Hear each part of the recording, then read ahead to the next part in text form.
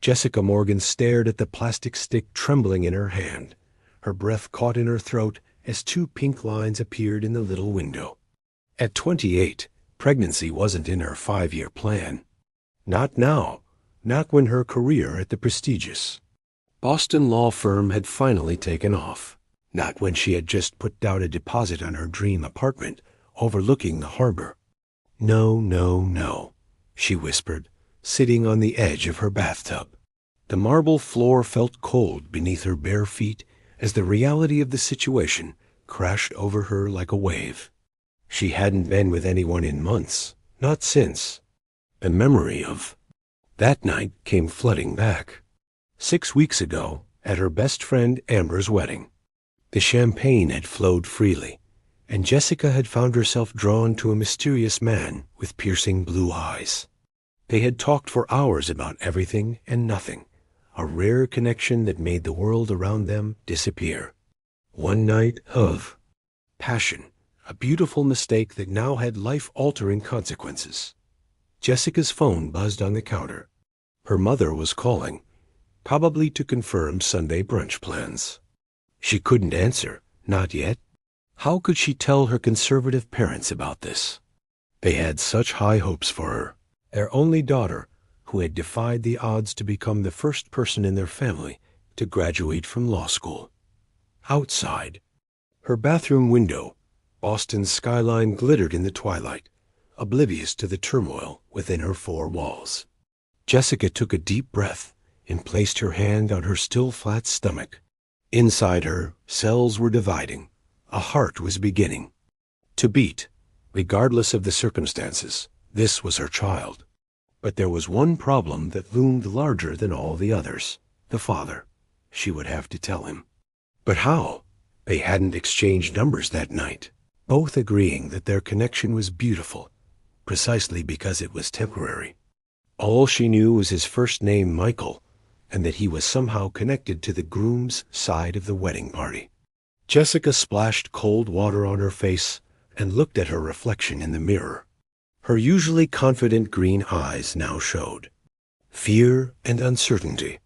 She picked up her phone and texted Amber, who was still on her honeymoon in the Maldives.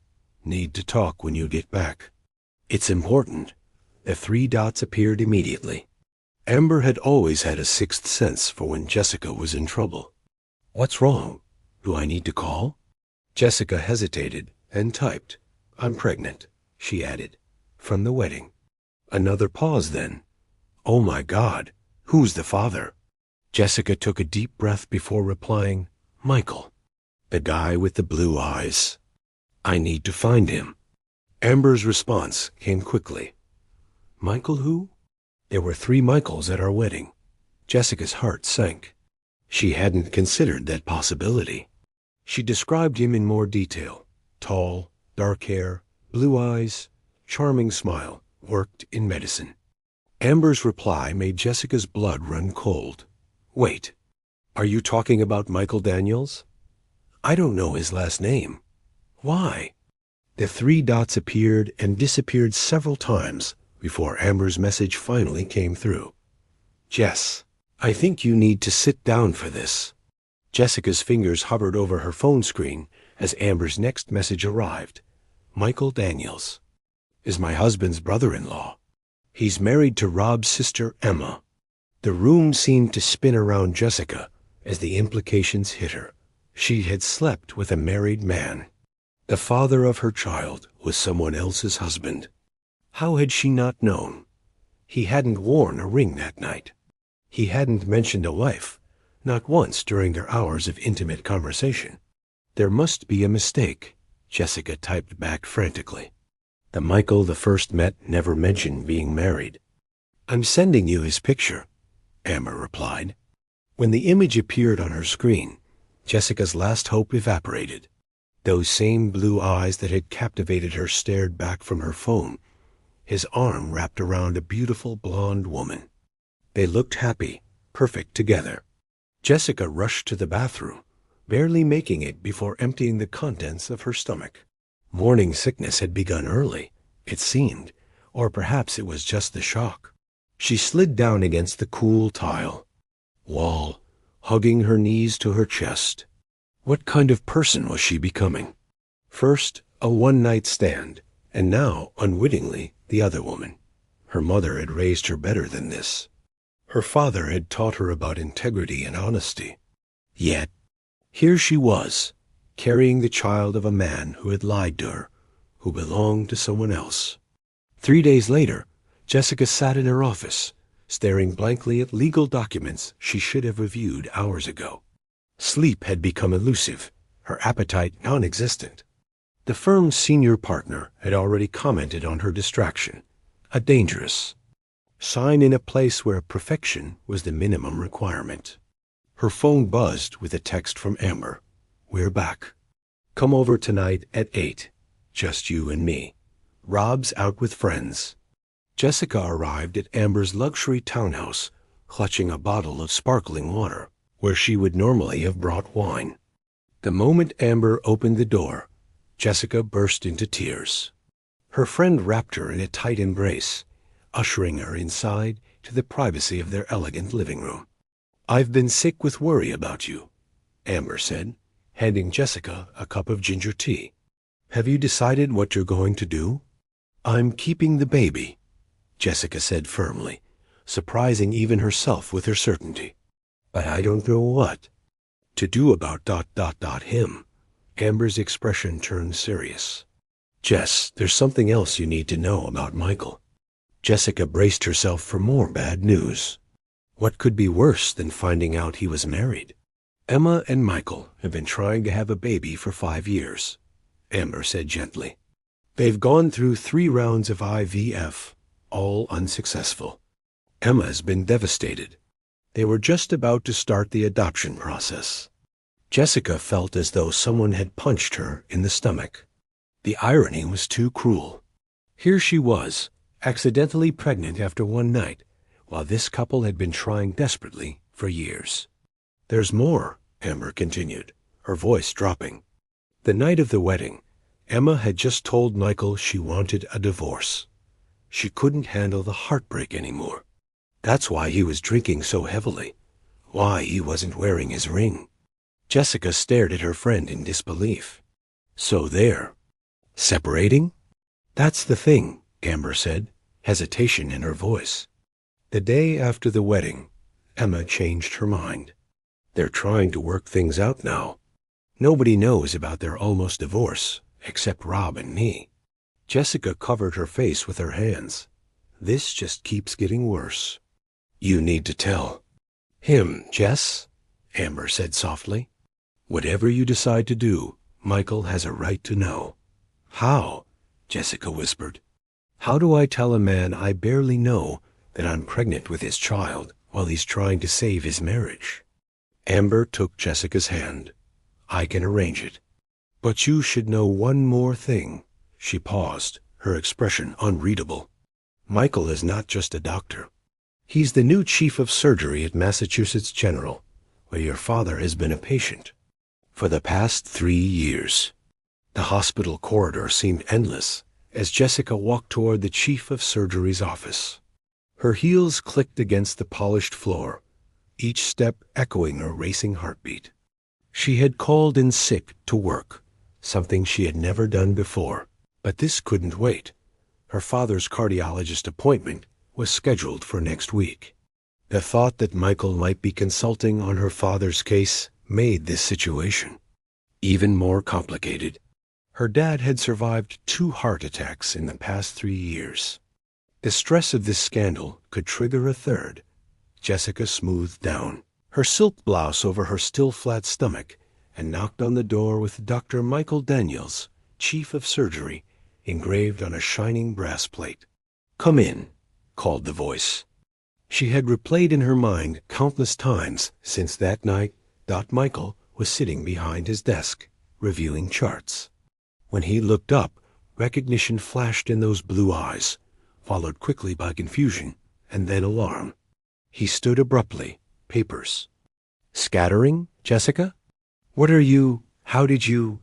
"Amber told me who you are," she said, her voice steadier than she felt.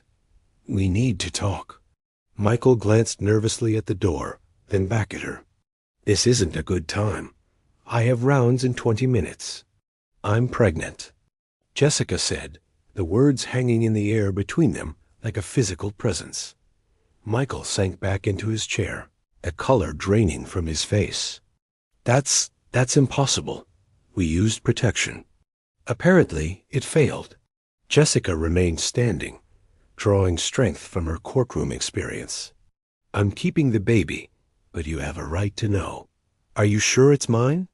The question came out sharp, defensive. Jessica's eyes flashed with anger. I haven't been with anyone else in over a year. I'm not the one who lied about being married. Michael winced. I didn't lie.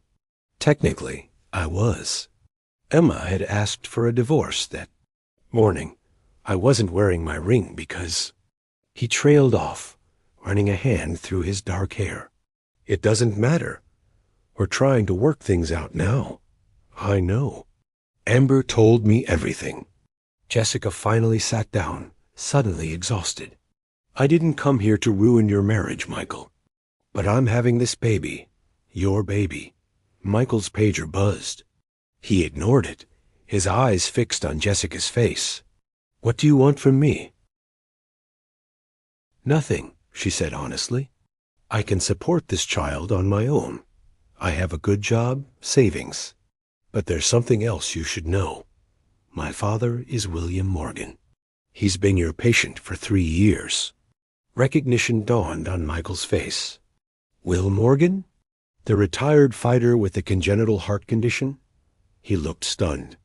He's always talked about his daughter, the lawyer. That's you? Jessica nodded. He has an appointment next week. I don't want him to find out about this. Not yet. Not until I figure out how to tell him. Michael leaned forward, his expression earnest. Jessica, I made a terrible mistake that night. I was drunk and heartbroken, but that's no excuse. I'm sorry for dragging you into this mess. We both made choices, Jessica acknowledged. But now we have to deal with the consequences.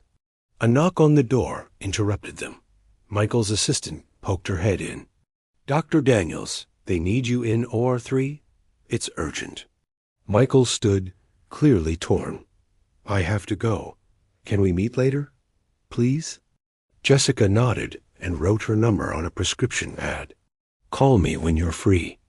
As she walked out of the hospital into the bright September sunshine, Jessica felt a strange sense of relief.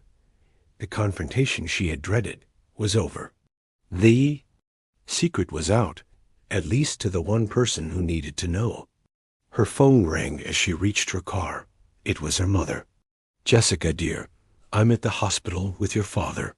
He's had some chest pains, nothing serious, but they want to keep him overnight for observation. Jessica's heart sank. Which hospital? Mass General. They're bringing in the chief of surgery to consult. Apparently, he's the best cardiothorax specialist in New England. I'm on my way, Jessica said, her hand instinctively moving to her stomach. Tell Dad I'm coming. As she turned back toward the hospital entrance, Jessica saw Michael rushing across the parking lot with a medical team. Their eyes met briefly before he disappeared through the emergency doors. The father of her unborn child was about to treat. Her father, who had no idea he was about to become a grandfather. And somewhere in this same hospital was Emma Daniels, the wife trying to save her marriage to the man who had inadvertently fulfilled his dream of fatherhood with another woman.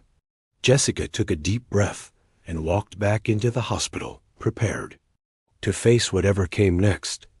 Jessica sat beside her father's hospital bed, watching the steady rise and fall of his chest.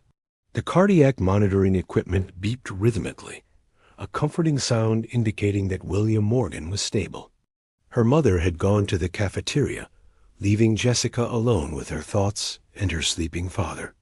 The door opened quietly, and Michael stepped in, white coat pristine, stethoscope around his neck. The professional mask he wore did little to hide the turmoil in his eyes when they met Jessica's. Ms. Morgan, he said formally, may I speak with you about your father's condition? Jessica followed him into the hallway, maintaining a careful distance. "Your father is stable, Michael," explained, his voice low. "The chest pains were caused by stress and medication interaction, not another heart attack.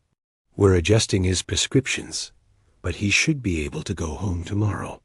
"Thank you," Jessica said sincerely, "for taking care of him."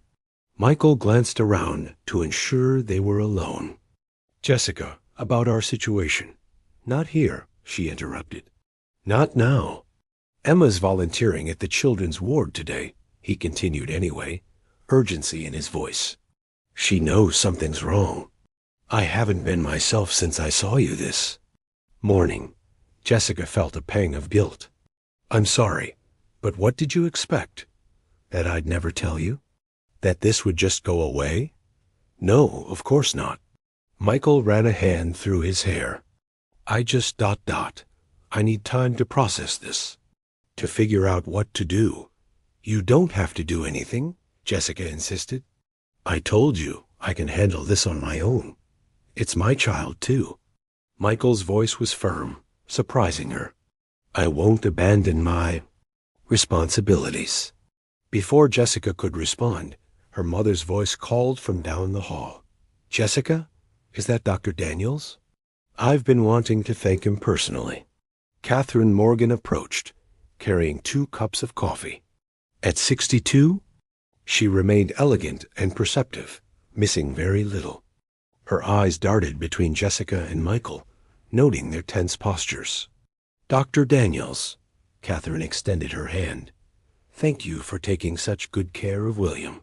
He speaks very highly of you." Michael shook her hand, his professional demeanor firmly back in place. "Your husband is a remarkable man, Mrs. Morgan, one of my favorite patients." Catherine smiled warmly. "Please call me Catherine. And you must join us for dinner once William is feeling better." Jessica rarely gets to meet any of her father's doctors. "Mom," Jessica interjected, "I'm sure Dr. Daniels is very busy." "Nonsense. You work too hard, dear, both of you. A nice dinner would do everyone good." Catherine's expression turned sly. "Besides, Dr. Daniels is just your type, isn't he?" Jessica felt her face burn. Michael cleared his throat uncomfortably. "Actually, Mrs. Morgan, He's married, Mom," Jessica cut in, unable to bear the awkwardness another second. "Oh." Catherine looked embarrassed. "I'm so sorry. I didn't see a ring." Michael's pager beeped, saving them from further conversation. "Excuse me? I'm needed in surgery. We'll continue our discussion about your father's care later." As he walked away, Jessica noticed a blonde woman approaching from the other end of the corridor. Even from a distance, she recognized Emma Daniels from the picture Amber had sent.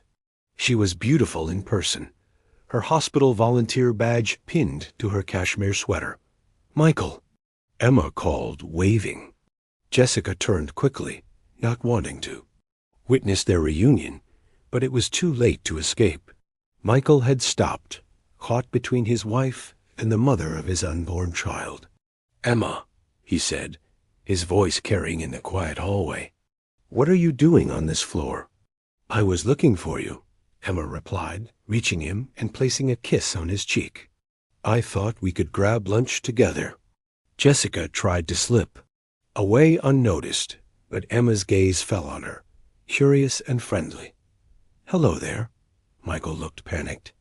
"Emma, this is Jessica Morgan. Her father is one of my patients. Miss Morgan, this is my wife, Emma." Emma extended her hand, smiling warmly.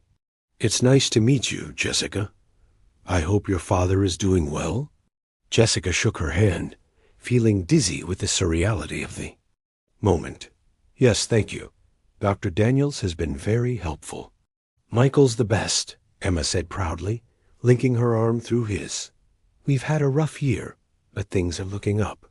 She glanced at her husband with unmistakable love. "We're finally starting the adoption process next month. After years of trying, we're going to be parents." The words hit Jessica like a physical blow. Her mother, ever observant, noticed her sudden pallor. "Jessica, are you feeling all right? You look faint." "I'm fine," Jessica managed, but the floor seemed to tilt beneath her feet. "I just need some air." She turned to leave, but the movement was too sudden. The last thing Jessica saw before blackness engulfed her was Michael lunging forward to catch her as she fell. Jessica awoke in a hospital bed, the steady beep of a heart monitor matching her pulse. A curtain had been drawn around her for privacy, but she could hear hushed voices just beyond it. "Dehydration and exhaustion," Michael was saying, his professional tone barely masking his concern. "And she's approximately 6 weeks pregnant." Jessica's eyes flew open. He had told them. A secret was out. Pregnant? Her mother's shocked voice carried clearly. "But she's not seeing anyone. How could she?" "Be, Mom?" Jessica called weakly, stopping the conversation. The curtain parted, and Catherine rushed to her daughter's side, her expression a mixture of concern and confusion. "Jessica, why didn't you tell us?" Behind her stood Michael, his face pale with tension, and beside him, Jessica's heart sank Emma, her expression unreadable. "I just found out myself," Jessica said, avoiding Michael's gaze. "I was going to tell you when the time was right." "And the father?" Catherine pressed. "Is he involved?" An uncomfortable silence fell over the room. Michael cleared his throat. "Mrs. Morgan, would you mind giving us a moment? I need to discuss some medical details with your daughter." Catherine looked reluctant, but nodded. "I'll check on your father. He's worried sick since they told him you collapsed." As the door closed behind her mother, Jessica braced herself for the confrontation to come. But it was Emma who spoke first. "It's yours, isn't it, Michael?" Her voice was surprisingly calm. "From the night of the wedding." Michael's head snapped up. "How did you?" "I'm not blind," Emma said quietly. "I saw how you looked at each other in the hallway. And the timing, 6 weeks ago, was Rob and Amber's wedding." Jessica struggled to sit up. "Emma, I didn't know he was married." "I would never have." "I know." Emma held up a hand. "Amber told me everything when I called her after you fainted. How you only just found out who Michael was. How devastated you were to learn about our marriage." Michael looked between the two women, bewildered by their calm exchange. "Emma, you have to believe me. That night, after you asked for the divorce, I was out of my mind. I made a terrible mistake." "We both did," Emma acknowledged, tears filling her eyes. "I never should have asked for a divorce just because we couldn't have children. I panicked after the last failed IVF, but when I realized what I'd almost thrown away." Jessica felt like an intruder on an intensely private moment. "I should go. This is between you two." "No." Emma sat on the edge of the bed. "This involves all of us now." She took a deep breath. "Jessica, I don't blame you for what happened, but I need to know your intentions." Jessica met her gaze directly. "I'm keeping this baby. I don't expect anything from Michael, financially or otherwise. I can raise this child on my own." Emma nodded slowly, then turned to her husband. "And you? What do you want, Michael?"